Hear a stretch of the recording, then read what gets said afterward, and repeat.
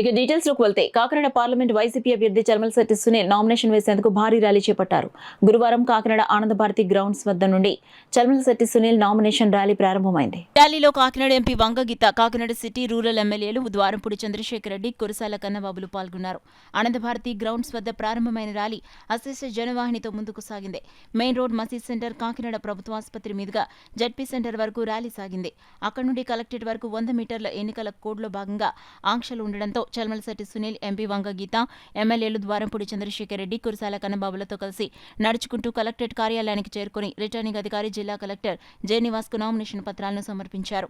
అనంతరం కలెక్టరేట్ బయట సునీల్ మీడియాతో మాట్లాడారు. రాష్ట్రంలో ఎన్నడూ లేని విధంగా జగన్ ప్రభుత్వంలో సంక్షేమ పథకాలు అమలు చేయడం జరిగిందని, దానిని ప్రతిపక్షాలు సంక్షేమ పథకాల్లో అవినీతి జరిగిందని ప్రచారం చేయడం విడ్డూరంగా ఉందన్నారు. ఈసారి విజయం సాధించడం ఖాయమని ధీమాను వ్యక్తం చేశారు. ఈ కార్యక్రమంలో వైసీపీ నాయకులు, కార్యకర్తలు పెద్ద సంఖ్యలో పాల్గొన్నారు. ఈ రోజున ప్రతి కాపు మహిళ అకౌంట్లో ప్రతి సంవత్సరం కూడా కాపు నేస్తం పేరిట 15,000 రూపాయలు వేయటమే కాకుండా అలాగే అమ్మ ఒడి కార్యక్రమం రకరకాల పథకాల ద్వారా కూడా ప్రతి కాపు కుటుంబానికి, ముఖ్యంగా మధ్యతరగతి నిరుపేద కుటుంబాలు అన్నింటిని కూడా ఆదుకున్న విధానం కూడా మీరందరూ కూడా చూస్తూనే ఉన్నారు గడిచిన 4-5 సంవత్సరాలుగా.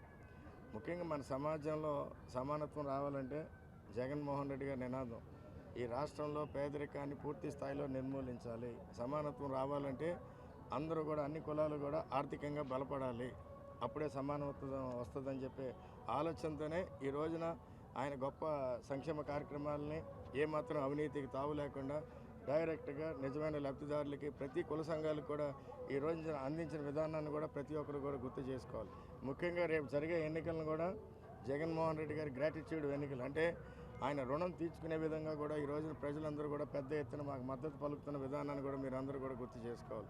ఈ రోజున జగన్మోహన్ రెడ్డి గారు అన్ని బడుగు బలహీన వర్గాలకే కాకుండా ఫార్వర్డ్ క్యాస్ట్లో కూడా నిరుపేద కుటుంబాలను కూడా ఆయన పథకాల ద్వారా ఆదుకుంటున్న వైనాన్ని కూడా అందరూ కూడా గుర్తు చేసుకోవాలి. ఈ రోజున ఒక వాలంటీర్ వ్యవస్థ ద్వారా ప్రతి పేద కుటుంబాన్ని ఆ రోజున కోవిడ్ సమయంలో ప్రతి కుటుంబాన్ని కూడా ఆదుకున్న విధానం అయితే కానీ, అలాగే లబ్ధిదారులని కూడా నిజమైన లబ్ధిదారులను ఐడెంటిఫై చేసి ఏమాత్రం అవినీతికి తావు లేకుండా కూడా చేస్తున్న వైనాన్ని కూడా ఈ రోజున అందరూ కూడా గుర్తు చేసుకుంటూ తప్పకుండా జగన్మోహన్ రెడ్డి గారు వస్తే ఇదే రకమైన పరిపాలన కొనసాగుతుంది అనే ఆలోచనతో ఉన్నారని చెప్పి కూడా